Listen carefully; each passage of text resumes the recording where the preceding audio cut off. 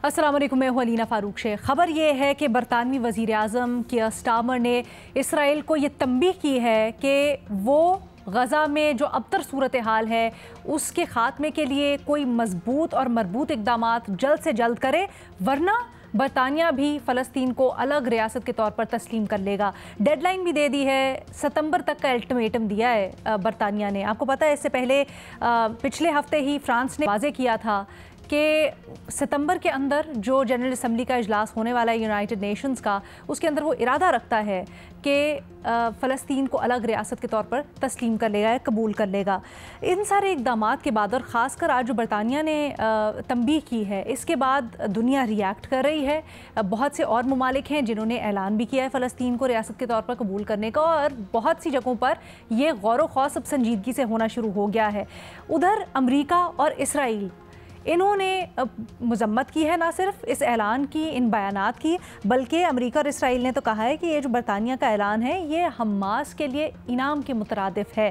खैर, बरतानिया ने इसका भी जवाब दिया और वे समझते हैं कि गज़ा और हमास बिल्कुल दो अलग अलग मामलात हैं। गज़ा के अंदर जो इस वक्त मामलात चल रहे हैं उनको संजीदगी से देखने की ज़रूरत है, लेकिन ये भी देखना बड़ा ज़रूरी है कि क्या ये वाकई में संजीदा कोशिशें हैं या नहीं। एक तरफ हम देख रहे हैं कि गज़ा के बच्चों की भूख ने दुनिया को जगाया तो है, लेकिन क्या ये कोशिशें, क्या ये ऐलानात इतने मजबूत हैं कि दबाव डाल सकें इसराइल के ऊपर और अमेरिका के ऊपर कोई।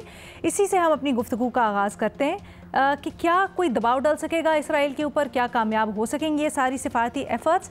जमा खातिर ये भी कि कनाडा से भी खबरें ये आ रही हैं कि वहाँ पर काबीना के इजलास के दौरान इस बात के ऊपर बड़ी संजीदगी से गौर किया जाएगा कि गज़ा में जो सूरत हाल बनी है उसका क्या हल हो सकता है। हमें ज्वाइन कर इस सारी डिबेट के लिए शहजाद इकबाल साहब, सलीम साफ़ी साहब, फ़खर दुरानी साहब, आसिफ वशी चौधरी साहब भी हमारे साथ मौजूद हैं। साफ़ी साहब, आपसे सबसे पहले जानना चाहेंगे, क्या समझते हैं ये जो सारी की सारी कोशिशें हैं, क्या ये कोई सीरियस एफर्ट के तौर पर सामने आ सकेंगी और क्या गज़ा के लिए ये दबाव इसराइल के ऊपर बना सकेंगे? असल में मेरे ख़्याल में ज़मीनी हक़ाइक़ यही है कि अगर ये बाकी तमाम ममालिक एक पड़ने में रखे जाएं और सिर्फ अमेरिका को दूसरे पड़ने में रखा जाए तो अमेरिका का दबाव और वज़न ज़्यादा होगा। तो ये अच्छी पेशरफ्त है कि फ़्रांस और ख़ुद बरतानिया की तरफ से इसराइल पे ये दबाव डाला जा रहा है, लेकिन ये कि इससे कोई जौहरी तब्दीली आएगी या इसराइल अपनी पॉलिसी बदल देगा, वो मुझे होता हुआ नज़र नहीं आता। और ये भी अभी तो इनका सिर्फ ऐलान है, ये देखना होगा अमलन उस वक्त पे कि क्या ये लोग इसको तस्लीम करते हैं या कि तस्लीम व अमलन भी अपने इस दावे को अमली शक्ल देते हैं या नहीं देते। लेकिन सरदस्त तो मामला असल में जिसके कंट्रोल में है वो इज़राइल और अमेरिका है। अमेरिका उस पर दबाव डाल सकता है। अब बज़ाहिर तो अमेरिका ने या उस पर दबाव नहीं डाला और या अमेरिका की भी उन्होंने ये बात नहीं मानी। अभी तक तो जंगबंदी पे वो किसी सूरत राज़ी नहीं हो रहा। अच्छा शहजाद, आप कहिएगा एक डोमिनो इफेक्ट तो देख रहे हैं हम दुनिया के मुख्तलिफ ममालिक के उसमें, लेकिन सबसे अहम पीस है यहाँ पर अमेरिका, जैसे अभी सलीम साफ़ी साहब ने भी कहा। क्या समझते हैं नेटो इत्तेहादियों का एक एक करके ये मुतनब्बे करना इसराइल को और ये पैगाम देना कि अगर वो बर्बरियत बंद नहीं करता तो ये कदम ले सकते हैं, कोई फ़र्क पड़ेगा इससे? बहुत शुक्रिया अलीना। जब ये 7 अक्टूबर का हमला हुआ हमास की जानिब से इसराइल के ऊपर, उसके बाद जब बैकलैश आया और इसराइल ने जवाब देना शुरू किया, तो कुछ ही अरसे के बाद मेरे ख्याल से दुनिया में कई ममालिक को, इवन जो इसराइल के इत्तेहादी हैं, यूरोपियन यूनियन कंट्रीज़, उनको भी ये एहसास हुआ कि ये मामला जो है सिर्फ हमास को कंट्रोल करने का या हमास को ख़त्म करने का नहीं है। वो बाकायदा मामला एक नस्लकुशी की तरफ जा रहा था, जिसमें जो उनकी बर्बरियत है, चाहे वो बच्चों के खिलाफ हो, औरतों के खिलाफ हो, और अब तो पहले हथियार से हमले कर रहे थे, अब भूख को वहाँ पे एक हथियार बनाया हुआ है। और आपने देखा है कि वहाँ पे जिस तरीके के वो कह रहे हैं कि हमारे ह्यूमैनिटेरियन सर्विसेज वहाँ पे मौजूद है, लेकिन इस वक्त हालात ये है कि अगर कोई खाना पानी ये भी लेने के लिए जाता है तो उस पर भी फायरिंग करके उनको हलाक कर दिया जाता है। तो ये सूरत हाल मेरे ख्याल से दुनिया के सबके सामने है। और कई ममालिक जिसमें आपने भी जिक्र किया, फ्रांस या जर्मनी या बरतानिया, उनकी तरफ से स्टेटमेंट्स आ रहे थे। स्पेन, नॉर्वे, ये वो ममालिक हैं जो पहले ही बात कर चुके हैं कि हम तस्लीम करेंगे इसको, फ़लस्तीन को, 2 रियासती हल की तरफ वो बात कर चुके हैं। तो मेरे ख्याल से बयानात तो काफ़ी अरसे से आ रहे थे, लेकिन अब ये एक रियलाइजेशन ज़रूर है कि मामला जो है वो इंतहा को छू रहा है। और इसमें मैं इस बात को भी रद्द नहीं करूंगा कि इन ममालिक की अपनी कोई पॉलिटिक्स भी हो सकती है, क्योंकि यूरोपियन यूनियन कंट्रीज जो है वो वैसे तो बड़ा फख्र करती हैं और अलंबरदार बनते हैं ह्यूमन इशूज़ के, ह्यूमन राइट इशूज़ के, इंसानी हकूक़ के, लेकिन जिस किस्म से इंसानी हकूक़ की पामाली हो रही थी वो सबको नज़र आ रहा था। इसराइल फॉरफ्रंट पे था, अमेरिका पीछे था, लेकिन तब भी उन्होंने कोई अमली इकदाम नहीं उठाया। बयानात की हद तक वो उसकी मजम्मत करते रहे, जंगबंदी की बात करते रहे। तो यहाँ पे कहीं ना कहीं उनकी जो अपनी एक पॉलिटिक्स है, आप देख रहे हैं कि इस वक्त डोनाल्ड ट्रंप और यूरोपियन कंट्रीज की भी आपस में नहीं बन रही है, तो वो पॉलिटिक्स एलिमेंट भी हो सकता है। लेकिन हमें एटलीस्ट इसको वेलकम करना चाहिए कि अब वो कोई अमली इकदाम की तरफ जा रहे हैं। आपको पता है कि 32% जो एक्सपोर्ट है इसराइल की वो इन यूरोपियन ममालिक को है, लेकिन अभी तक कोई ऐसा कदम नहीं उठाया यूरोपियन ममालिक ने कि वो कहें कि नहीं हम जो है टैरिफ्स बढ़ा देंगे या बैरियर्स लगा देंगे उनके एक्सपोर्ट पे। तो हम भी अपने प्रोग्राम वगैरह में जब भी तज्जिया करते हैं कि मुज़म्मतें तो बहुत हो गई हैं, अब अगर इस जंगबंदी को आपने सीरियसली लेना है और वाकई आपको इंसानी जो कत्लो गारत हो रहा है उसका दर्द है, तो आपको अमली कदम उठाना पड़ेंगे, जो कि अब तक नहीं उठाए जा रहे थे। अब ये जो बात की गई है कि हम 2 रियासती हल की तरफ जाना चाहते हैं या फ़लस्तीन को हम तस्लीम करेंगे बतौर रियासत, मेरे ख्याल से उसमें भी फ्रांस ने और बरतानिया का जो स्टेटमेंट आया सितंबर की बात की है। रोजाना की बुनियाद पर हम देख रहे हैं दर्जनों सैकड़ों लोगों को जो है वो जहां भाग किया जा रहा है। तो मेरे ख्याल से एक तो ये कदम उनको सितंबर तक डिले नहीं करना चाहिए, जल्दी करना चाहिए था। फ्रांस की शायद लॉजिक ये थी कि वो स्टेटमेंट दे देगा कि हम सितंबर में यूएनजी में करेंगे ताकि बरतानिया पे दबाव बढ़े, जर्मनी पे दबाव बढ़े और बरतानिया पे दबाव बढ़ रहा है। तो उन्होंने भी अभी स्टेटमेंट दे दिया है। मुमकिन तौर पर जो है जर्मनी की तरफ से भी स्टेटमेंट आएगा। अब सवाल ये है कि क्या अगर वो ये स्टेटमेंट दे रहे हैं या अमली तौर पर वो इसको सितंबर में तस्लीम भी कर लेते हैं, क्या इससे कोई बहुत बड़ा फर्क पड़ेगा? फिलहाल तो ऐसा लगता है कि इसराइल इसको रेजिस्ट करेगा। उनके बयान भी इसी किस्म के हैं। पहले भी मेरे ख्याल से 147 या 150 के करीब ममालिक हैं जो कि तस्लीम करते हैं इनको। G7 कंट्रीज में नहीं करते, लेकिन वैसे दुनिया भर कई ममालिक करते हैं, लेकिन फिर भी इसराइल को रोक नहीं सके हैं। तो अमली तौर पर ये जंग बंदी हो जाएगी, इतना प्रेशर डेवलप होगा, मुझे लगता है ये कबल वक्त है कहना। इसराइल इसको पूरी तरीके से रेजिस्ट करेगा अलॉन्ग विद अमेरिका, और जंग बंदी मेरे ख्याल से उसी वक्त आप अमली तौर पे देखेंगे जब कोई और अमली इकदाम लिए जाए जिससे इकोनॉमी या तो हर्ट हो इसराइल की, उनकी लड़ने की जो कुव्वत है उसमें कमी आए। फ्रांस पहले ही अपने जो वेपन इंपोर्ट है, एक्सपोर्ट है टू इसराइल, वो बंद कर चुका है। लेकिन मेरे ख्याल से इसमें जो सबसे कलीदी किरदार होगा वो अमेरिका का होगा, डोनाल्ड ट्रंप को होगा। वो ख्वाहिशमंद है कि उनको नोबेल इनाम मिले, तो उनको इस जंग में जो है ना अपना किरदार अदा करना पड़ेगा। उसके बगैर तो मुझे लग रहा है कि इसराइल आखिरी हद तक जाएगा, रेजिस्ट करेगा। तो ये 2 चीजें करना जरूरी है। मुझे नहीं लगता कि आलमी दुनिया या कोई भी मुल्क जो है वो जंग छेड़ देगा इसराइल के खिलाफ, क्योंकि वो जंगबंदी नहीं कर रहे। लेकिन आप उनकी इकोनॉमिक मसल को कम करें और उनकी जो जंग लड़ने की कुव्वत है उनको कम करें। एग्जैक्टली मेरा आपसे यही सवाल, जिसको अपनाना जरूरी है, ये एंगल में एक्सप्लोर करना चाहती हूँ। ऐसा क्यों है कि अभी तक बातें तो होती हैं, तस्लीम करने की बात कर रहे हैं एज अ रियासत इसराइल को, सॉरी फ़लस्तीन को, लेकिन जो सैंक्शंस हैं वो नहीं लगाई गई किसी भी तरफ से। ऐसा क्यों है, क्यों ये इकदाम नहीं हुआ अभी तक? इसके 2 मुमकिन रीजन हो सकते हैं। एक तो तमाम ये ममालिक जो है वो हमास के खिलाफ है, वो उनको टेररिस्ट ऑर्गेनाइजेशन के तौर पे तस्लीम करते हैं और वो समझते हैं कि हमास को रूल नहीं करना है। और अगर हम कोई ऐसा इकदाम लेंगे जिससे वो बज़ाहिर गजा के हक में हो, फलस्तीनियों के हक में, लेकिन उससे अगर हमास स्ट्रांग होगी तो ये ममालिक वो नहीं चाहेंगे। दूसरा, इसराइल इनका एक लॉन्ग टर्म इत्तेहादी रहा है और इसराइल का अमेरिका की वजह से असर रसूख बड़ा ज्यादा है। तो मेरे ख्याल से जो एक इतने लंबे की एक शराकतदारी है उसके बाद फौरी तौर पर तो उनके लिए मुश्किल होगा। लेकिन हल अब यही नजर आ रहा है कि अगर सख्ती से नहीं जवाब दिया जाएगा तो ये सिर्फ महज स्टेटमेंट ही रह जाएंगे या डिप्लोमेटिक एफर्ट्स ही रह जाएंगी। लेकिन जब तक इसराइल को कोई नुकसान नहीं पहुंचेगा, चाहे वो माशी नुकसान हो, चाहे जंग लड़ने की सलाहियत के हवाले से हो, तब तक वो लगता है रेजिस्ट ही करते रहेंगे इसको। अच्छा, हम इसको डिप्लोमेटिक एफर्ट कह तो रहे हैं, लेकिन फ़खर क्या ये महज फेस सेविंग भी हो सकती है? क्योंकि जो करने वाले इकदाम हैं, या जिस तरह से हम कह रहे थे, आइदर कोई आप फौरी इकदाम करें, जैसे एयर ड्रॉप कर दें एड, या फिर अमेरिका के साथ आप बात करें जिससे वाकई में चीज़ें हो सकती हैं। अब सैंक्शंस की जैसे बात हो रही है, उनमें से तो कुछ किया नहीं गया और फिर सितंबर अभी बहुत दूर। तो क्या ये आपको सीरियस डिप्लोमेटिक एफर्ट्स लगती भी हैं, या सिर्फ जिस तरह से अब रिजेंटमेंट आ रही है अंदर से भी अपने ममालिक के, अपने आम पब्लिक की, ये सिर्फ उसके लिए फेस सेविंग है हुकूमतों की?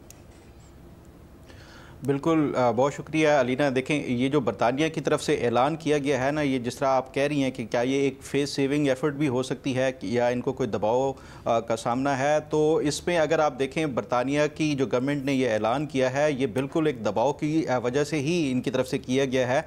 बरतानिया की जो एक सर्वेइंग एजेंसी है सर्वेशन, उसने जो अभी रिसेंटली एक सर्वे किया है ख़ासतौर के ऊपर, उसमें ये बताया गया है कि जो 49% जो ब्रिटिश सिटीज़न हैं वो ये चाहते हैं कि फौरी तौर के ऊपर बरतानिया जो 2 स्टेट वाला फार्मूला है और ख़ास तौर पे फ़लस्तीन को एक अलहदा रियासत के तौर के ऊपर इसको तस्लीम करना चाहिए। इसी तरह इसी सर्वेशन का एक और भी सर्वे है, उसमें यह बताया गया है कि 5 की रेशो से जो ब्रिटिश सिटीजन्स हैं वो ये चाहते हैं कि जो बरतानवी गवर्नमेंट का इसराइल की तरफ जो एक जो रवैया है वो क्रिटिकल नहीं है।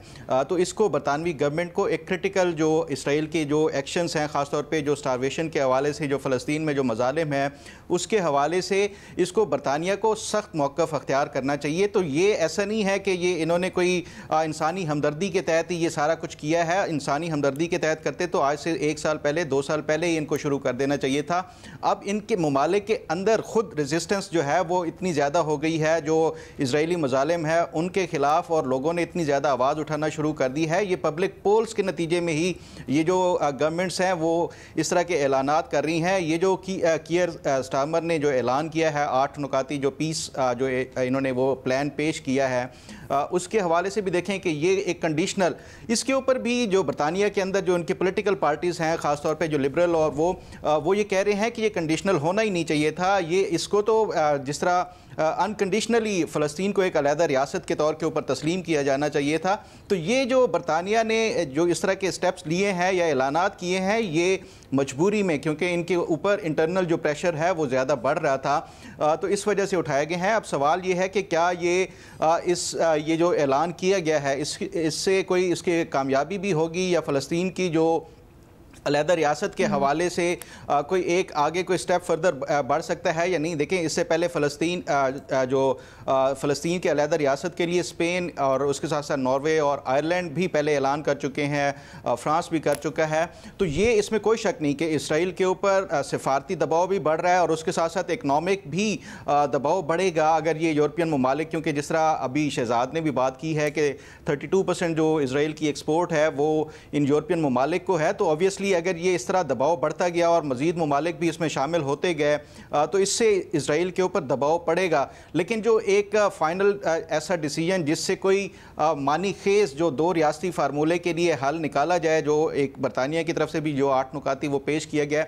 वो सिर्फ़ और सिर्फ अमरीका करा सकता है। गो क्या भी जो सदर ट्रंप से ये जो बरतानिया का दौरा था उसके दौरान भी ये पूछा गया कि क्या बरतानिया ने आपसे कंसल्ट किया था इस ऐलान के हवाले से, लेकिन इसमें ये जो बरतानवी मीडिया है वो ये रिपोर्ट कर रहा है लाजमी कि जो सदर ट्रंप है उनको कोई एतराज़ नहीं है, जो बरतानिया कोई भी इस हवाले से मौक़िफ़ उठाता है और कोई भी फ़लस्तीन को अलहदा रियासत के हवाले से वो UN की जनरल असम्बली में भी अगर ये इस तरह का वो करते हैं, सदर ट्रंप को इस पर कोई नहीं है। ताहम जो आप स्टेट डिपार्टमेंट का रिएक्शन देखें और उसके साथ साथ जो इसराइल का रिएक्शन देखें तो उससे बज़ाहिर ये लगता है कि अमरीका जब तक कोई गो अहेड नहीं देगा तब तक कोई इस पर कोई मंतकी अंजाम को नहीं पहुँच सकता। और गो अहेड के हवाले से देखा जाए तो अभी रिसेंटली जो ये चंद हफ्ते पहले जो नेतन्याहू गए थे तो ये पहले ही ऐलान किया गया था कि शायद सदर ट्रंप के साथ मुलाकात में ये 2 रियासती फार्मूले के लिए और 2 रियासती हल के लिए कोई ऐलान मुतवक्के है, वो नहीं हो सका। तो इससे बज़ाहिर ये लगता है कि सदर ट्रंप भी नाकाम हो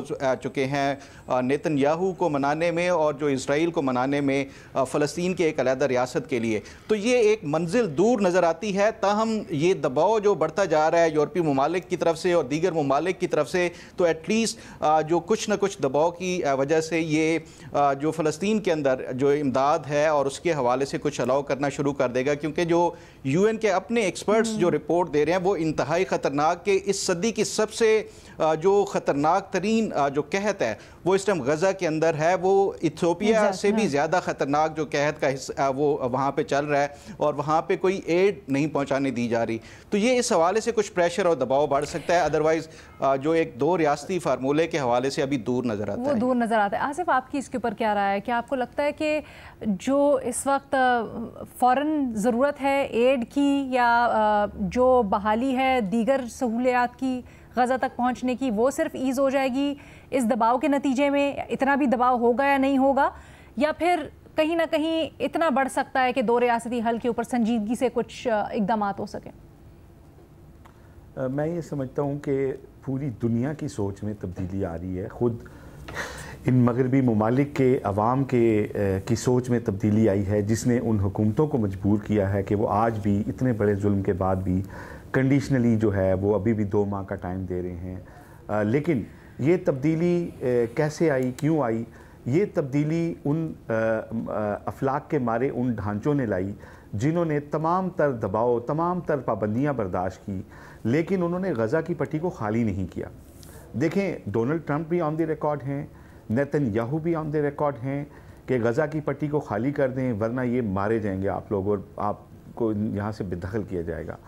लेकिन उन लोगों ने कोई दुनिया में से कोई बंदा प्रैक्टिकली गज़ा के जो मज़लूमीन हैं उनकी हमायत नहीं कर सका इन प्रैक्टिकल टर्म्स। उनके लिए कोई इमदाद नहीं भेज सका, उनके लिए सारे नाकाबंदी कर दी गई। इसराइल को ये हक़ किसने दिया कि किसी दूसरे मुल्क की नाकाबंदी करे? लेकिन मैं क्रेडिट देता हूँ गज़ा के उन ढांचों को, उन बुज़ुर्गों को, बच्चों को, ख़वातीन को, वहाँ के जवानों को, जिन्होंने हर तरह की पाबंदियाँ, जिन्होंने जेट्स की बमबारी सही, जिन्होंने अफलास भूख सही और ढांचों में तब्दील हो गए, लेकिन उन्होंने अपनी ज़मीन को नहीं छोड़ा। और उसके बाद फिर दुनिया की सोच में तब्दीली आती है और अब हम देखते हैं कि यूरोप के ममालिक भी अब इस बात पे जो है बाअम्र मजबूरी उनको आना पड़ता है कि फ़लस्तीन के मज़ालिम के ख़िलाफ़ उनको बात करनी पड़ती है, अपने अवाम के प्रेशर के दबाव में उनको ये बात करनी पड़ती है। और अल्टीमेटली मैं समझता हूँ ना सिर्फ ये कि फौरी तौर पे बल्कि दूर रस्पी इसके नताइज होंगे। अमेरिका के ऊपर सबसे ज़्यादा इस बात का दबाव आएगा कि अमेरिका जिस तरीके से नंग धड़ंग तरीके से इसराइल के मज़ालिम को हमेशा से डिफेंड करता है, जब आल अलोन वो इसको पूरी दुनिया में करेगा उनके लिए भी मुश्किल होगा। यही वजह है कि आप बयानात देख लें, नेतन्याहू के देख लें या स्टेट डिपार्टमेंट के देख लें, वो इन ममालिक को कह रहे हैं कि आप गलत इक़दाम कर रहे हैं, आप ऐसा ना करें, क्योंकि वो जानते हैं कि इन सारे जो ये जितनी ऐलानात हो रहे हैं इनका एक जो है एक दबाव अल्टीमेटली अमेरिका और फिर इसराइल के ऊपर भी पड़ेगा। और दुनिया पूरी जब एक तरफ खड़ी होगी और इसराइल और अमेरिका के लिए एक तरफ खड़े होंगे तो अमेरिका के लिए भी अपनी फेस सेविंग जो है वो मुश्किल होगी। तो मैं ये समझता हूँ कि हम बतौर मुस्लिम उम्मा तो फेल हुए अपने फ़लस्तीन के और गज़ा के अंदर बिलखसूस जो हमारे बहन भाई थे उनको हम किसी तरह की हेल्प नहीं कर सके, लेकिन ख़ुद उन लोगों की जो डिटर्मिनेशन थी उसने पूरी दुनिया की सोच को तब्दील किया। और इसी सोच की तब्दीली के नतीजे में अब ये नज़र आ रहा है कि उनके लिए बेहतरी के आसार जो हैं वो पैदा होने शुरू हो रहे हैं और इंशाल्लाह ये लॉन्ग टर्म भी होंगे और शॉर्ट टर्म भी होंगे। अच्छा, आप बड़े होपफुल हैं और आपको बेहतरी के असरात नज़र आ रहे हैं, यहाँ तक कि आपको लग रहा है कि अमेरिका पर दबाव पड़ेगा। बाकी हमारे पैनल को ऐसा नहीं लग रहा। कोई इसके अंदर कुछ ऐड करना चाहेगा? जी फ़खर। देखें, अभी 2 हफ्ते पहले ही नेतन्याहू की जो मुलाकात हुई थी उसमें ये कहा जा रहा था, इवन पूरी दुनिया का मीडिया ये कह रहा था कि कोई 2 रियासती फार्मूले के हवाले से ऐलान हो सकता है। इवन जो इजरायली मीडिया था वो ये तक कह रहा था कि ट्रंप और इनकी आपस में डील हुई है कि ट्रंप जो नेतन्याहू को करप्शन के केसेस हैं उसमें बचाएगा और उसके इवज़ नेतन्याहू जो है वो अमेरिका के उस जो 2 रियासती फार्मूला है उसके ऊपर हामी भरेंगे, लेकिन ऐसा नहीं हुआ। उसकी वजह यह है कि आप जो इसराइल के अंदर इस टाइम देखें, जो इनकी फार राइट की जो जमातें हैं और इस टाइम जो नेतन्याहू की अपनी जो कोलेशन है वो ऐसा कभी करने नहीं देंगे। और जब तक इसराइल ख़ुद से ये नहीं चाहेगा तब तक अमेरिका भी इनको ये एक रियलिटी है कि ये मजबूर नहीं कर सकता 2 रियासती उसके हल के हवाले से। तो ये डिपेंड करता है कि इसराइल के अंदर किस तरह की लीडरशिप आती है, क्योंकि जितनी भी अमेरिका के अंदर इस टाइम जो इन्फ्लुएंशियल लॉबी है वो सबको पता है कि वो जो है वो ज्यूइश और उसके हवाले से कितने ज़्यादा इफेक्टिव हैं। चौधरी साहब समझ रहे हैं कि ये जो दबाव बढ़ता जा रहा है और ये अमेरिका तक भी पहुंचेगा और अमेरिका भी मजबूर हो जाएगा।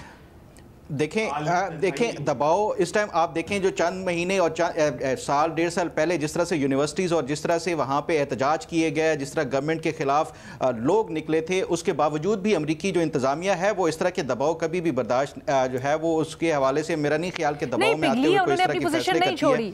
जी आसिफ। बिल्कुल देखें, जो अमेरिका में प्रोटेस्ट हुए थे, आपको याद होगा ट्रंप ने आते ही कहा था कि यूनिवर्सिटीज़ में दाखिले, कहाँ गई उनकी वो पॉलिसी? वापस लेना पड़ गया ना एकदम। तो नहीं सर, वो अभी भी इन प्लेस है, अभी बड़ी सख्तियां हो रही हैं। वो खबरों में उस तरह से नहीं है, लेकिन ये इंटरनेशनल इदारे भी रिपोर्ट कर रहे हैं और लेकिन अवाम के जो प्रोटेस्ट होते हैं वो पूरी महज़ब दुनिया में उनकी एक वैल्यू होती है। बेशक उनको दबाने की कोशिश की जाती है, लेकिन पॉलिसीज़ पे असरात पड़ते हैं उनके। अगर आलमी सफारती तन्हाई होती है इसराइल के मामले पे अमेरिका की, तो एक लिखी पड़ी बात है कि अल्टीमेटली अमेरिका पे दबाव आएगा कि वो सारी दुनिया से अलग क्यों खड़ा है इस मामले पे, और उनके पास इसको कोई वजाहत तो देनी पड़ेगी इनकी। तो मैं यही कह रहा हूँ कि जो पूरी दुनिया के अंदर सोच में तब्दीली आई ना, जो अमेरिका के अंदर भी आई, यूरोप के अंदर लोगों के अंदर आई, मुस्लिम ममालिक में। ये सिफारती तन्हाई वाला पॉइंट बहुत दिलचस्प है। अच्छा फ़खर, आप कंप्लीट कर लें फिर। जी, बस एक सेंटेंस कि अमेरिका हमेशा ही सबसे अलग होता है, बाकी दुनिया उसको फॉलो करती है, तो इसलिए अमेरिका को किसी और को फॉलो करने की नहीं होती। तो मैं नहीं समझता कि ये अमेरिका का फ़िलहाल अभी तक कोई दबाव पड़ा है, या इस दबाव में आके अमेरिका को इस तरह के जो है वो बाकी ममालिक की हिमायत करते हुए यूएन में वो भी कोई जो 2 रियासती फार्मूले की हामी भरेगा, बल्कि उसको वीटो करेगा। मैं इसको बहस या उसमें नहीं ले जाना चाहता, लेकिन मैं एक छोटी सी एक बात करता हूँ कि अमेरिका जो काम करता है बाकी दुनिया फॉलो करती है, लेकिन अब बाकी दुनिया उस पॉलिसी को छोड़ के जा रही है, और अमेरिका के लिए भी उस पॉलिसी पे मुसलसल खड़े रहना, जिसका कोई जवाब वो नहीं दे सकता, जिस बर्बरियत का, वो उनके लिए भी मुश्किल होता जा रहा है दिन ब दिन। और यही वजह है कि जो लोग इस पॉलिसी को छोड़ के जा रहे हैं वो उनके ऊपर तनकीद भी कर रहे हैं। बड़ा दिलचस्प पॉइंट है, बिकॉज ईरान के मामले में हमने देखा कि बाद में कहीं ना कहीं अमेरिका को बज करना पड़ा अपनी जो उसकी पॉलिसी थी सख्त उससे। साफ़ी साहब या शहजाद, आप इसमें कुछ कहना चाहेंगे इस गुफ्तगू में? देखिए, अमेरिका और नेटो में अगर दूरी आई है या अमेरिका ने उधर दबाव डाला है, तो उसका इज़राइल के मसले से कोई ताल्लुक़ नहीं है, बल्कि वो ख़र्चे की बात है। और ट्रंप कह रहा है कि अगर अमेरिका के ज़्यादा पैसे खर्च हो रहे हैं तो नेटो के बाकी ममालिक को भी अपने हिस्से में से ज़्यादा खर्च कर देने चाहिए। फिर यहाँ पे आ जाएँ तो अभी थोड़ी देर पहले इज़राइल ने बरतानिया के प्राइम मिनिस्टर के बयान को मुस्तरद कर दिया है, और वो इससे पहले भी बाकी जो ममालिक इस तरह का फार्मूला पेश कर चुके हैं, तो इज़राइल उसको मुस्तरद करता रहा। और आलमी ज़मीर, अगर फ़लस्तीनियों ने कुर्बानियों की एक लाजवाल तारीख़ रकम कर दी, लेकिन आलमी ज़मीर जाग नहीं उठा है। अगर आलमी ज़मीर जागता और सिर्फ अमेरिका और ट्रंप का ज़मीर अगर जाग जाए, और तो मेरे ख्याल में वो फिर इज़राइल को ये कुछ करने ना देता जो इज़राइल ने किया। जो इंसानियत सोज मज़ालिम इज़राइल ने डाले और डाल रहा है, और बड़ी डटाई के साथ, और किसी भी बैनुल-अक़वामी क़ानून को नहीं मानता, इंसानियत के उसूलों को नहीं मानता, किसी और अखलाकियात को नहीं मानता। और वहाँ पे ये पहली मर्तबा तारीख़ में देखने को, हमें सुनने को मिल रहा है कि एक जगह पे सहाफ़ी भी वो भी भूख के शिकार हो गए हैं, और वो भी भूख से मर रहे हैं। लेकिन ना अमेरिका ने कुछ किया। जब जिस तरह पहले गालिबन शहजाद ने बात की कि जब नेतन्याहू अमेरिका के दौरे पे जा रहे थे, तो ये तवक्को थी कि और कुछ नहीं तो कम से कम डोनाल्ड ट्रंप उनसे जंगबंदी करा देंगे, लेकिन वो उनसे जंगबंदी भी नहीं करा सके। एक तो ये अमेरिका जो इजरायली लाबी है और सिहोनी लाबी है, ये सिर्फ अमेरिका के अंदर नहीं है, ये सिहोनी लाबी बरतानिया के अंदर भी है, ये सिहोनी लाबी जर्मनी में भी है, ये सिहोनी लाबी वो फ्रांस में भी है। और वही सिहोनी लाबी की ताकत से अमेरिका ने, इज़राइल ने इन सब को अपना हमनवा बना दिया है।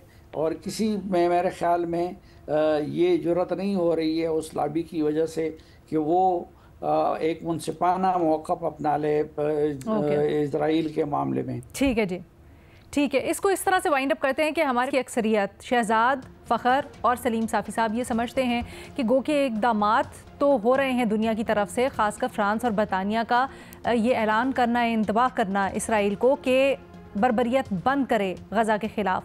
लेकिन ये इतने मौसर नहीं होंगे, इतना दबाव नहीं बना पाएंगे किसी दो रियासती हल की तरफ खासकर अमरीका जा सके। आसिफ हशी चौधरी साहब इससे इत्तफाक नहीं करते, उनका एक अलग जाविया है और वे समझते हैं कि बिल्कुल इवेंचुअली अमरीका के ऊपर और बल्कि आने वाले दिनों में ही अमरीका के ऊपर दबाव बनेगा। विद दैट एक छोटी सी ब्रेक, आपके सवालों के साथ वापस आएंगे। Welcome back. आप लोगों ने जो सवालात भेजे उनके जवाब जानते हैं। आसिफ हशी चौधरी साहब, आपसे सवाल हो रहा है कि खैबर पख्तूनख्वा हुकूमत ने नारान का खान, सैफुल मुलूक जैसे इलाकों में दाखिले के लिए एंट्री फ़ीस लाजमी करार दी है और ये कहा जा रहा है कि इससे सहूलियात को बेहतर बनाया जाएगा। आपके ख्याल में दुरुस्त फ़ैसला है? मैं समझता हूँ कि एक दुरुस्त फ़ैसला है अगर इससे हासिल होने वाली इनकम वाकई में इन इलाकों के ऊपर ख़र्च की जाए। मुझे अभी पिछले हफ्ते इत्तफाक हुआ, मैं नॉर्दर्न एरिया में था, कागान नारान की जो रोड है इसका बुरा हाल है। इसी तरह जो ही आप मोटरवे से उतरते हैं तो मानसेरा में जो आपको बालाकोट तक जाना पड़ता है वो बिल्कुल तंग गलियों के अंदर से और इंतहाई शिकस्ता, मैं समझता हूँ जीप ट्रैक की लाइक सिचुएशन है जिसमें आपके 20 से 25 मिनट सिर्फ 3 से 4 किलोमीटर में ज़ाया होते हैं। इसी तरह आगे भी जगह जगह रोड टूटी हुई है। फिर जब आप झील सैफुल मुलूक के लिए जाते हैं तो जीप वाले से 4 जगह पे टैक्स लिया जाता है कि यहाँ पे हम पत्थर, और मैं कितने अरसे से देख रहा हूँ कि अगर आपने इसको चलें, आप समझते हैं कि कारों को ऊपर नहीं जाना चाहिए, जीप ट्रैक को भी तो बहुत मुनासिब कंडीशन में आप कर सकते हैं। कुछ काम नहीं हो रहा है इन इलाकों में, और इन इलाकों में जाने वाले टूरिस्ट लाखों रुपए खर्च करते हैं खानों पे, होटलों पे। और मेरी ये तजवीज़ है कि अगर फ़ी कस 1000 रुपये तक या इस तरह कोई नॉमिनल एक टैक्स लिया जाए, मोटरसाइकिल वाले से 500 रुपये लिए जाएँ, गाड़ी वाले से 1000 रुपये लिए जाएँ, तो एक बड़ी रकम जमा हो सकती है। लाखों लोग जाते हैं, लेकिन उस रकम को फिर इन्हीं इलाकों के ऊपर खर्च होना चाहिए। और फिर यहाँ पे जिस तरह से मशरूम ग्रोथ होटलों की हो रही है उसके लिए कोई बिल्डिंग कोड्स होने चाहिए और एक बड़े पैमाने के ऊपर इसको एक सोच समझ के इन इलाकों को हमें प्लान करना है, ना कि हमें इन्हें एक इतने कंजेस्टेड और रश वाले इलाकों में तब्दील करना है। जिस तरह चंद अरसे पहले तक बटाकुंडी बिल्कुल एक क्वाइट वैली थी, अभी जब मैं वहाँ गया तो वहाँ पे होटल देख के मुझे एक लगा कि शायद मैं जो है वो राजा बाज़ार में खड़ा हुआ हूँ। तो एक पॉलिसी होनी चाहिए, एक इसकी ब्यूटिफिकेशन की पॉलिसी होना चाहिए, इसके इंफ्रास्ट्रक्चर के लिए ये पैसा खर्च होना चाहिए और पूरी दयानतदारी से होना चाहिए कि पाकिस्तान का सबसे खूबसूरत तरीन ग्रीन लैंड जो मैं समझता हूँ ये ज़िला मानसेरा जो बालाकोट से बिलखसूस जो बाबूसर टॉप तक है, इसको हमें प्रिजर्व भी करना है इसको। और फिर सबसे बड़ी बात जो अभी हादसात हुए हैं उसमें इन सॉरी एक लाइन में कह दूँ कि जो टूरिस्ट हैं उनको सेंसिटाइज करें, जो ही वो यहाँ पहुँचे उनसे टैक्स लें, साथ उन्हें एक ब्रोशर दें कि आपने यहाँ पे ड्राइव कैसे करना है, किस तरह से आपने रहना है, एडवेंचर टूरिज्म है, यहाँ पे किन चीज़ों से आपने बचना है ताकि उनकी जानों की हिफाजत। मैं एग्जैक्टली आपसे ये कहने लगी थी क्योंकि दुनिया के मुख्तलिफ ममालिक में हम देखते हैं और ख़ासकर जहाँ पर वो अपने इन्वायरमेंट्स को प्रिजर्व करते हैं वहाँ पर इस तरह के टैक्सेस लिए जाते हैं ताकि बेहतर से बेहतर बनाया जा सके इन्वायरमेंट को। जी, लेकिन मुझे टैक्स लेना बुरी बात नहीं है, टैक्स लें, लेकिन आप उस टैक्स को प्रॉपर खर्च करें और फिर उन लोगों की ज़िंदगी बचाने के लिए उन्हें एक ब्रोशर भी दें, उन्हें सेंसिटाइज करें हर गाड़ी को रोक के कि आपने ड्राइव कैसे करना है, किन किन चीज़ों से बचना है और इस ब्रोशर को पढ़ें और उसके मुताबिक आप सफ़र को। अच्छा, मैं एक और चीज़, क्योंकि आपने बताया कि आप अभी पिछले हफ्ते गए हुए थे सर, पिछले हफ्ते बड़ी अफसोसनाक खबरें भी आई जहाँ वो बाबूसर रोड जो है उसमें लैंड स्लाइडिंग हुई। बड़ा एक ये ज़रा मुश्किल सवाल भी है, लेकिन इस सीज़न में हमें पता है लैंड स्लाइडिंग होती है, इस सीज़न में हमें पता है कि बारिशें होती हैं और एहतियात बरतनी होती है, लेकिन क्योंकि बच्चों की स्कूल की छुट्टियां होती हैं, वैसे लोगों को छुट्टियां, तो फिर ज़्यादा से ज़्यादा सयाह इवन जो मुल्की हैं वो रुख करते हैं नॉर्दर्न एरियाज़ का। इसको मैनेज करने के लिए क्या किया जा सकता है? क्या ये पर्सनल रिस्पॉन्सिबिलिटी है या फिर इसके लिए कुछ हुकूमत को करना चाहिए? पर्सनल रिस्पॉन्सिबिलिटी है, लेकिन हुकूमत का काम है गाइडेंस देना। अब मैं आपको एक बड़ा इंटरेस्टिंग फैक्ट बताना चाहता हूँ। ये जितने हादसात हुए हैं आप देखें, इसमें एक भी लोकल बंदे की कैजुअलिटी नहीं हुई। जितने भी हादसात हुए हैं तकरीबन 5-7 मेजर हादसात हुए हैं, उसके अलावा इंडिविजुअल्स के साथ तो बहुत सारे हादसात हुए हैं, 1.5 दर्जन के करीब हादसा। इसमें बेसिकली ये टूरिस्ट सेंसिटाइज नहीं होता कि अगर आप यहाँ पे ड्राइविंग में गलती करेंगे तो या आपकी गाड़ी खाई में गिरेगी या आप दरिया में गिरेंगे। इसी तरह ये एडवेंचर टूरिज्म है, आप हर जगह बर्फ़ देख के उसके ऊपर चढ़ने की कोशिश नहीं करेंगे। और जब अनप्रेसिडेंटेड बारिशों की पेशगोई है तो फिर आप नदी नालों में आप बहुत ज़्यादा एहतियात करेंगे। तो ये अगर सेंसिटाइज किया जाए तो लोकल्स की तरह हमारे टूरिस्ट भी महफूज हो सकते हैं। बाकी जहाँ तक आपने कहा, ये बिल्कुल दुरुस्त बात है कि टोटल 3 माह का सीज़न होता है और इसमें करोड़ों रुपए पे लोगों ने होटल बुक किए होते हैं, जो ठेकेदार होते हैं, और इन्हीं 3 माह में उन्होंने कमाना होता है। लेकिन इस दफ़ा क्योंकि बारिशें बहुत अनप्रेसिडेंटेड हुई, पहले जुलाई में कभी इतने डिजास्टर नहीं हुए नॉर्थ में, और लोग रहते भी थे, जाते भी थे, छोटी मोटी लैंडस्लाइड होती है जिसको हटा दिया जाता है। अगर अनप्रेसिडेंटेड बारिशें थी तो हुकूमतों की जिम्मेदारी थी कि उसी लेवल पे लोगों को सेंसिटाइज किया जाता, तो हम इन हादसात से बच सकते थे। आइंदा के लिए भी हमें हुकूमतों को सेंसिटाइज करना है और लोगों को इम्प्लीमेंट करना है। बहुत शुक्रिया आसिफ रशीद, तफसीरन आपने आगाह किया। सलीम साफ़ी साहब की तरफ बढ़ते हैं। साफ़ी साहब, सवाल ये हो रहा है कि ट्रंप ने गुरपतवंत सिंह को ख़त लिखा है और खालिस्तान रेफरेंडम से कबल हिमायत का इजहार किया है।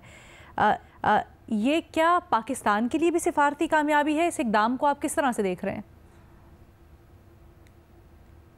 नहीं, ट्रंप ने तो मेरी मालूमात के मुताबिक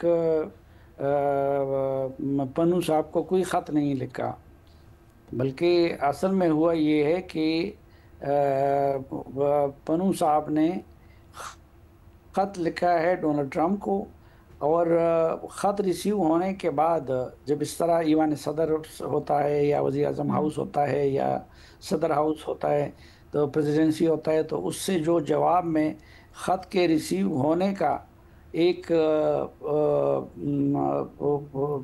रुका भेजा जाता है कि जी आपका ख़त मौसूल हो गया या आपकी दरख्वास्त मौसूल हो गई, और सदर साहब या वज़ीर आज़म साहब उसको देख रहे हैं। तो इसी तरह से वाइट हाउस से जवाब में उनको ये मिला है कि सिर्फ मुख्तसर सा कि आपका जो डोनाल्ड ट्रंप के नाम ख़त था वो मौसूल हुआ है और वो उसको देख के उस पर गौर कर रहे हैं। ठीक है। और सर, क्या ये इंडिया के तनाजुर में अगर देखें तो उनके लिए सिफारती नाकामी है, या जैसे आपने कहा आपको नहीं लगता कि ये कोई गैर मामूली बात है, वैसा ही है? नहीं, जो पन्नू साहब हैं और उनके बाकी साथी हैं वो तो एक अरसा हुआ कि अपनी आज़ादी के लिए जद्दोजहद कर रहे हैं, और खालिस्तान के लिए जो रेफरेंडम है वो कुछ ममालिक में हो चुका है, बाकियों में वो कर रहे हैं। उनकी वो खुद कनाडा में और अमेरिका में, तो मतलब इसको भारत की सिफारती नाकामी से आपका नहीं ख्याल जोड़ना चाहिए? लेकिन हाँ, मैं आप देखना ये कि अगर उस पर डोनाल्ड ट्रंप रिस्पॉन्ड करते हैं या डोनाल्ड ट्रंप उस पर कोई अपनी पॉलिसी में तब्दीली लाते हैं, या अगर उनके मूवमेंट की किसी लेवल पे हिमायत करते हैं, तो ये फिर उनकी कामयाबी और भारतीय रियासत की नाकामी होगी। लेकिन अभी तक तो ऐसा कुछ नहीं हुआ है। ठीक है सर, थैंक यू सोफी साहब। एक थोड़ी सी ब्रेक लेते हैं, ब्रेक के बाद वापस आएंगे मजीद सवाल के साथ। Welcome back. फ़खर, आपसे सवाल ये हुआ है कि अरबईन के सिलसिले में ज़ायरीन को बलूचिस्तान के रास्ते ईरान और इराक जाने से रोकने का फ़ैसला किया गया है, यानी ज़मीनी रास्ते से ईरान इराक ज़ायरीन नहीं जा सकेंगे। हुकूमत कह रही है कि ये सिक्योरिटी वजूहात की बिना पर किया गया है, लेकिन दूसरी जानिब इसके ऊपर तनकीद का सामना भी है हुकूमत को, और मजलिस वहदतुल मुस्लिमीन ने यह भी कहा है कि वो एहतजाज करेंगे, वो इस फैसले को नहीं सही मानते। क्या आपके ख्याल में दुरुस्त फैसला है हुकूमत का? बिल्कुल, देखें, अगर इससे सिक्योरिटी और स्ट्रेटेजिक पॉइंट ऑफ व्यू से देखा जाए तो ये एक दुरुस्त फैसला है। उसकी जो रीज़न है वो ये है कि अभी रिसेंटली देखें बलूचिस्तान के अंदर जिस तरह से दहशतगर्दी के वाक़यात बढ़ना शुरू हुए हैं, ख़ास तौर के ऊपर उन रूट्स के ऊपर।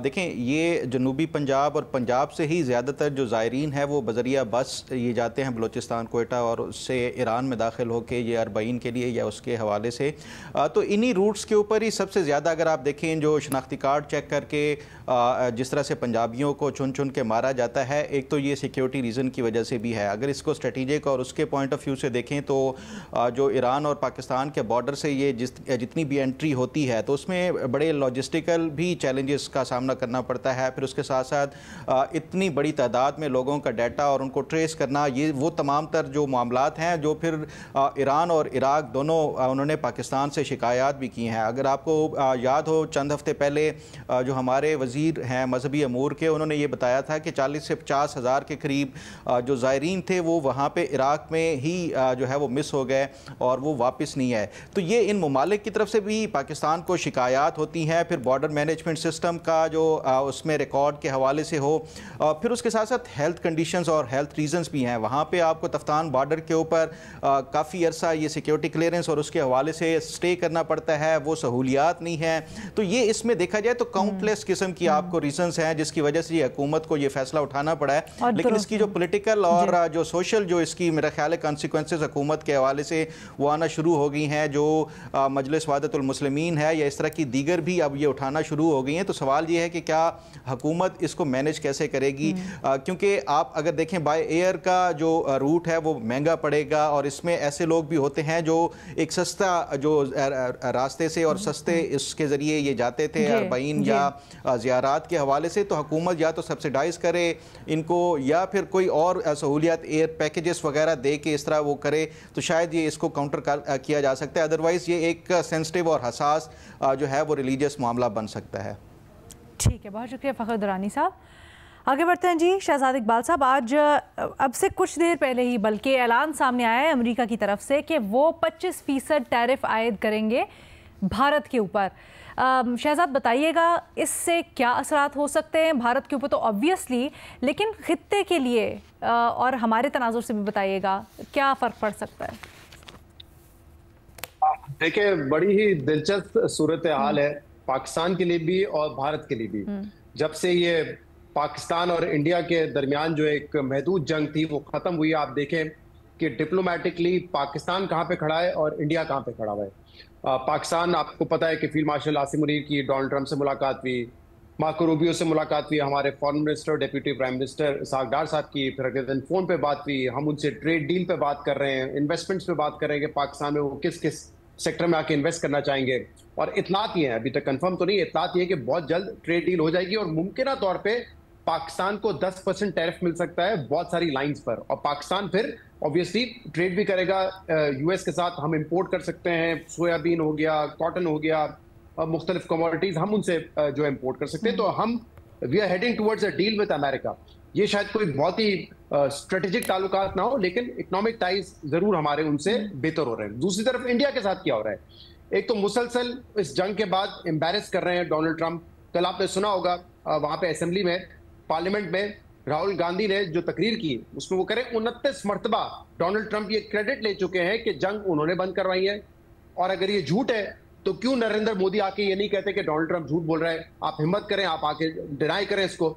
फिर कई मरतबा जब भी डोनाल्ड ट्रंप ने ये ट्वीट किया कि मैंने ये जंग बंदी कराई है, उसमें उसने ट्रेड की बात की है कि मैं दोनों ममालिक से ट्रेड करना चाहता हूं। और इस वक्त वो कह रहे हैं कि इंडिया बड़ा अच्छा दोस्त रहा है लेकिन हमारा ट्रेड बड़ा महदूद है, क्योंकि इंडिया की जो पॉलिसीज हैं वो बहुत एंटी ट्रेड है और इतने हाई टैरिफ्स रखे हुए कोई दूसरा मुल्क या खासतौर पर अपनी बात करें कि हम वहां पे माल अपना जाके बेच नहीं सकते, we can't export to India. और इसीलिए अब उनको फेस करना पड़ेगा 25% टैरिफ। तो पाकिस्तान के लिए तो बहुत अच्छा है। पाकिस्तान अगर 10% या इवन अगर इससे ज्यादा भी होता है तो हमारे लिए तो टैरिफ बड़ा सूटेबल है। हम इस रीजन में खास तौर पर टेक्सटाइल में बड़े कंपेटिटिव होंगे बांग्लादेश के अगेंस्ट और इंडिया के अगेंस्ट। इनफैक्ट हमें एक एडवांटेज होगा और ये एक बड़ी जबरदस्त अपॉर्चुनिटी होगी कि हम अपने दूसरे जो प्रोडक्ट्स हैं वो भी उनको जाके सेल कर सके। तो ये एक बेहतरीन अपॉर्चुनिटी है पाकिस्तान के पास कि वो अपने एक्सपोर्ट्स बढ़ाए, क्योंकि हमें एक रीजनल कंपेटिटिव एडवांटेज हासिल होगा। और इंडिया के साथ तो बुराई से बुराई है, मतलब वहां पे लोग अभी भी सवाल कर रहे हैं कि तैयारे गिरे आपके, कभी डिफेंस अटैचीज को एक्सेप्ट करते हैं, कभी आपकी ऑपोजिशन, कभी आपकी हुकूमत के लोग करते हैं। नरेंद्र मोदी खामोश हैं। नरेंद्र मोदी इस चीज पे खामोश है कि डोनाल्ड ट्रंप जो है उसने जंग बंदी करवा दी। वो इस चीज पे खामोश है कि वो आपको दबाव डाल रहा है आपके ऊपर ट्रेड के ऊपर, और आप क्योंकि पीछे नहीं हट रहे तो अब वो आपके ऊपर 25% टैरिफ आयद करेगा। अच्छा शहजाद, ये तो आपने राइटली सो कहा, ठीक है शहजाद, ये तो आपने राइटली सो कहा, लेकिन कंपेटिटिवनेस की बात की, ये थोड़ा सा बताइएगा। हम 25% टैरिफ की इंडिया के ऊपर बात करते हैं, बांग्लादेश के ऊपर उनका वॉल्यूम भी बहुत बड़ा है, उनकी कैपेसिटी भी बहुत बड़ी है। पाकिस्तान का ट्रेड वॉल्यूम भी उस तरह से एक्सपोर्ट के लिए बड़ा नहीं है, कैपेसिटी भी छोटी है। क्या आपको लगता है वो जो 10% है उसमें भी हम सस्टेन कर पाएंगे इतना कि यहाँ से जो अमेरिका को कमी हो रही है वो हम पूरा कर पाएं? देखिए, हमारे यहाँ ये बड़े एक अरसे से डिबेट जारी है कि हमें एक्सपेंशन की तरफ जाना है। क्या हमारे पास एक्सपोर्टेबल सरप्लस मौजूद है या नहीं है? क्योंकि अगर आपकी इंडस्ट्री ग्रो नहीं करेगी तो ये बात आपकी दुरुस्त है कि इंडिया छोड़ें, बांग्लादेश भी आपसे बहुत ज्यादा बड़े ऑर्डर्स ले सकता है, लेकिन अगर आपको पता है कि एक लॉन्ग टर्म के लिए आपको एक अच्छी डील मिली हुई है, तो आई एम श्योर जो यहाँ पे आपकी इंडस्ट्री है, खासतौर पे एक्सपोर्ट इंडस्ट्री, वो फर्दर एक्सपेंशन का सोच सकती है। और उन्होंने कोविड के बाद एक्सपेंशन की भी थी, जब फैसिलिटी वगैरह इनको मिली थी, तो वो ऑब्वियसली अपने जो वॉल्यूम है उसको बढ़ा सकते हैं। अभी चेंबर्स ने पीछे एहतजाज भी किया है, ये जो हुकूमती बजट आया है इसके बाद चेंबर्स काफी एहतजाज भी कर रहे हैं। किस चीज पे? बजट के ऊपर कुछ इश्यूज हैं उनको। एक तो जो एफबीआर के अरेस्ट पावर से, सेल्स टैक्स के हवाले से, 2 लाख रुपए के ऊपर ट्रांजैक्शन के हवाले से, बट वो तो मेरे ख्याल से ऐसे इश्यूज है जो कि शायद अब उनको यकीन दहानी करवा दी गई कि सॉर्ट आउट हो जाएंगे। लेकिन ओवरऑल मेरे ख्याल से जो ये इस जंग के बाद पाकिस्तान के लिए एक बड़ा ही फेवरेबल एनवायरनमेंट है। एज आई सेड, वहाँ की जो डीप स्टेट है या जो स्टेट डिपार्टमेंट है उसकी पॉलिसी क्या लॉन्ग टर्म पाकिस्तान के लिए चेंज होगी और इंडिया के लिए क्या चेंज होगी, ये कहना कबल वक्त है। लेकिन जब तक ट्रंप है वो पॉलिसी को ड्राइव कर रहे हैं और पाकिस्तान को एडवांटेज होना चाहिए, तो पाकिस्तान को समेट लेना चाहिए। मोदी के लिए तो सिर्फ इतना ही कहा जा सकता है इस ट्वीट के बाद, thank you for your attention to this matter. Okay, with that जी आज के प्रोग्राम से इतना ही। अल्लाह हाफिज।